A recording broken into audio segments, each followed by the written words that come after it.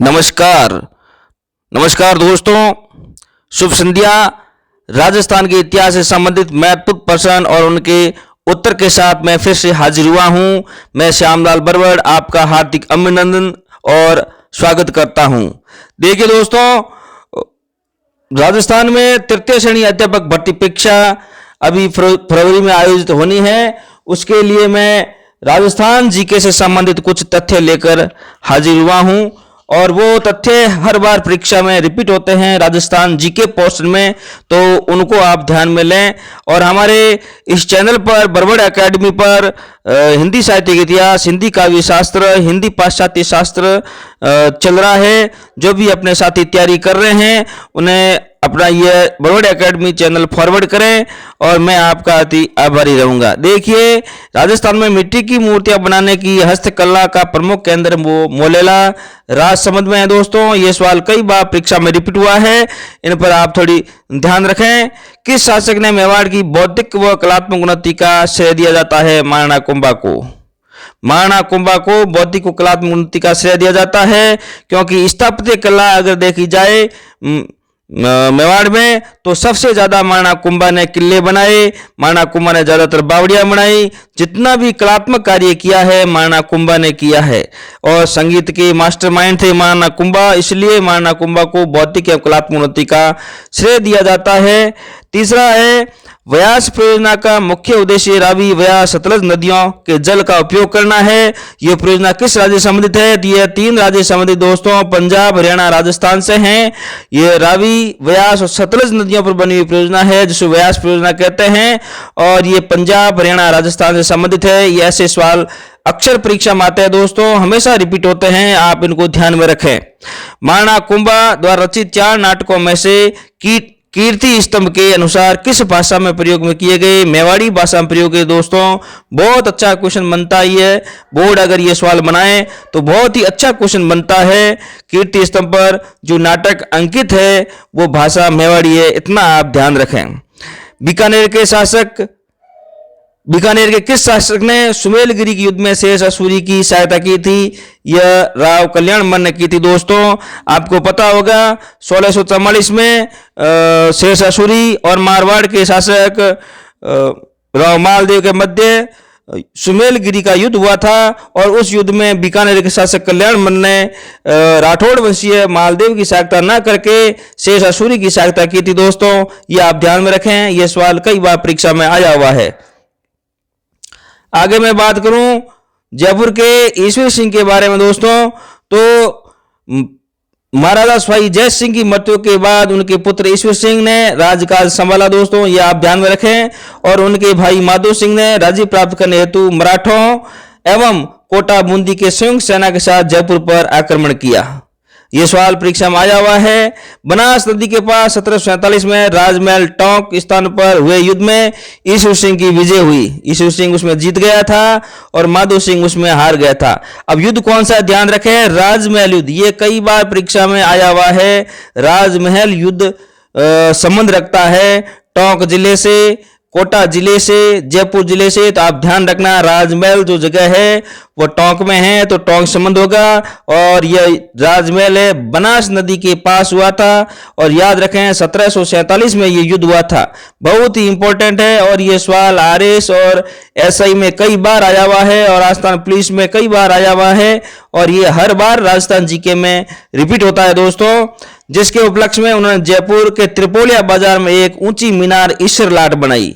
ठीक है ना, दोनों भाइयों के मध्य युद्ध हुआ था जिसमें ईश्वर सिंह जीत गए थे और इस जीत के उपलक्ष्य में उन्होंने जयपुर में त्रिपोलिया बाजार में एक मीनार का निर्माण कराया, जिस मीनार को ईश्वर लाट कहते हैं, वर्तमान में सरगासूली कहते हैं, वर्तमान में सरगासूली नाम से जाना जाता है। बहुत ही अच्छा दोस्तों। 1750 में मराठा सरदार मल्हार राव होलकर ने पुनः जयपुर पर आक्रमण किया, तब स्वाई ईश्वर सिंह ने आत्महत्या कर ली थी। जो 1750 में 3 साल बाद वापस राव होलकर ने जो मराठा थे उन्होंने आक्रमण किया, उसमें ईश्वर सिंह ने अपनी आत्महत्या कर ली और माधो सिंह जी जयपुर से चले गए और सवाई माधोपुर नगर बसाया जो अभी सवाई माधोपुर है। ये दोस्तों ध्यान में रखें आप। आगे बात करते हैं दोस्तों बिजोलिया शिलालेख स्थित है, बिजोलिया भीलवाड़ा में स्थित है। पिछली कक्षा में चर्चा हो रखी है। रचयिता है गुणभद्र, संस्कृत भाषा। बड़ली शिलालेख अजमेर में है दोस्तों, ध्यान में रखें। बम नृत्य है अलवर और भरतपुर में है दोस्तों। फल्गुबाई चरी नृत्य है, चर्चा हो रखी है। अन्न का भंडार, धान का कटोरा, यह गंगानगर है, इस पे भी चर्चा हो रखी है दोस्तों। फिर से वापस आ गया, कोई बात नहीं, आपकी तैयारी के 4 चांद लगेंगे, अच्छा होगा। आगे मैं बात करूं दोस्तों, तो राजस्थान में जो ग्रंथ अकेडमियां हैं उनके बारे में चर्चा करने जा रहा हूं। राजस्थान में हिंदी ग्रंथ अकेडमी कहाँ स्थित है? जयपुर में है दोस्तों, ध्यान रखें, कई बार सवाल परीक्षा में आया हुआ है। राजस्थानी ब्रज भाषा अकेडमी कहाँ है? ये भी जयपुर में दोस्तों, ध्यान रखें।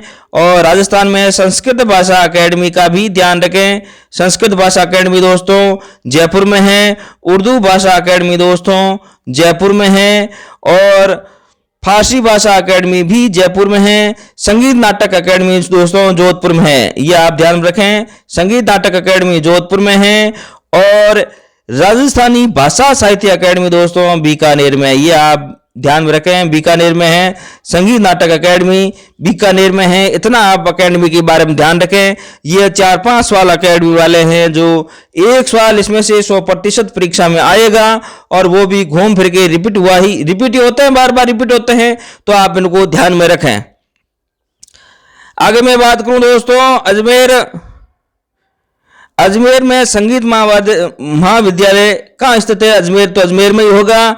प्रश्न ऐसे होना चाहिए, संगीत महाविद्यालय कहाँ स्थित है? अजमेर में है, राजस्थान में।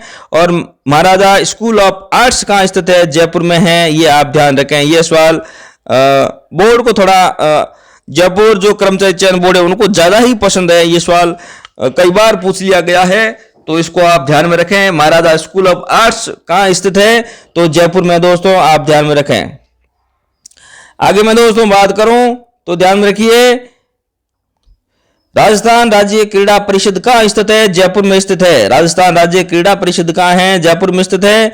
और खेल मैदान है जो वो भी जयपुर में विकसित किया जा रहा है, ये आप ध्यान में करना। अभी सवाल द्वितीय श्रेणी अध्यापक भर्ती परीक्षा में ऐसा ही एक क्वेश्चन आया था खेल मैदान से संबंधित, तो उनका मुख्यालय जयपुर में है। और राजस्थान क्रीड़ा परिषद है वो भी जयपुर में है। पुरातत्व एवं संग्रहालय विभाग कहाँ स्थित है? यह भी जयपुर में है। ब्रज भाषा अकेडमी जयपुर, संस्कृत भाषा अकेडमी जयपुर, हिंदी भाषा अकेडमी जयपुर, है ना, उर्दू भाषा अकेडमी जयपुर, नाटक एवं संगीत नाटक अकेडमी जोधपुर, राजस्थानी भाषा साहित्य अकेडमी बीकानेर, है ना, ये आप दोस्तों ध्यान में रखें। आगे मैं बात करूं दोस्तों, तो देखिए अरबी फारसी शोध संस्थान आपके टोंक में है, ये मोस्ट है क्योंकि टोंक में स्थित है। अरबी फारसी शोध संस्थान टोंक में है। और राजस्थान राज्य विद्या प्रतिष्ठान कहाँ है? जोधपुर में है, विद्या प्रतिष्ठान जोधपुर में है। और अरबी फारसी जो शोध संस्थान है दोस्तों वो टोंक में है, आप आसानी से इनको ध्यान रखें। राजस्थान प्राचीन विद्या प्रतिष्ठान वो जोधपुर में है, इतना आप ध्यान रखें। आगे मैं आपके लिए क्वेश्चन लेके आया हूं जिसका जवाब आपको कमेंट बॉक्स में दोस्तों देना है ना, कमेंट बॉक्स में दोस्तों जवाब देना है। और आपके लिए बहुत इजी क्वेश्चन है जो हर बार परीक्षा में रिपीट होता है। राजस्थान का अबुल फजल किसको कहा गया? चंद्रबरदाई को, मोना नैणसी को, नागरचंद को, पंडित जाबरमल शर्मा को। ये इस सवाल का जवाब आपको कमेंट बॉक्स में दोस्तों देना है। और बहुत ही इजी क्वेश्चन है और हर बार परीक्षा में रिपीट होता है दोस्तों।